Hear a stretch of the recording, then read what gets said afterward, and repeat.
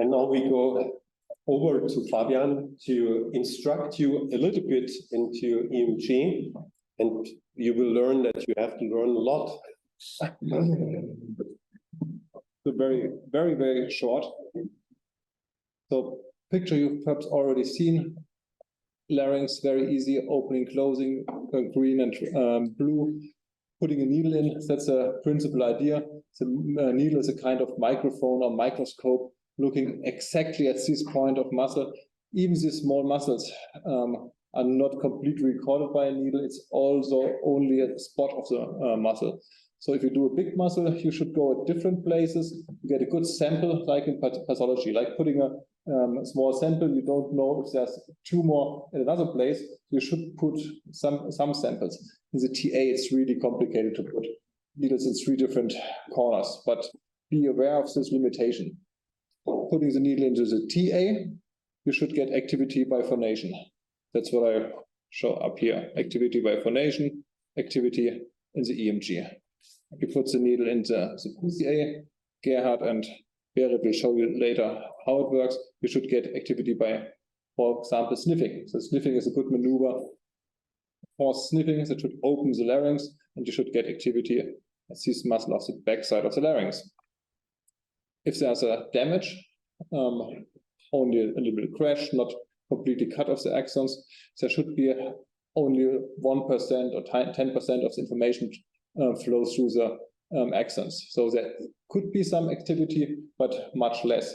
If you scope this patient, there will be nearly no movement, perhaps a little bit movement, but you are not so sure if it's really activity from a muscle or more from the airflow. But if you put now a needle in, you can differentiate between phonation and a little bit activity and phonation and no activity. And that makes a big difference for the patient.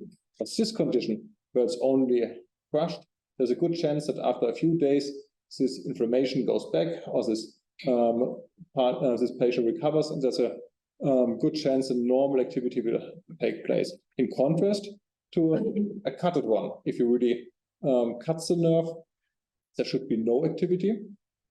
So if you put a needle in, there should be complete silence. And even worse, after more than 14 days, there's this pathologic spontaneous activity coming up. And it looks like we have seen it. Yakubu's talk, or here, it's very rhythmic, and we will see it tomorrow in the animal after the 2nd or 3rd hour of putting needles in. We will get some pathologic spontaneous activity sometimes. We will see it. But we have recordings of it.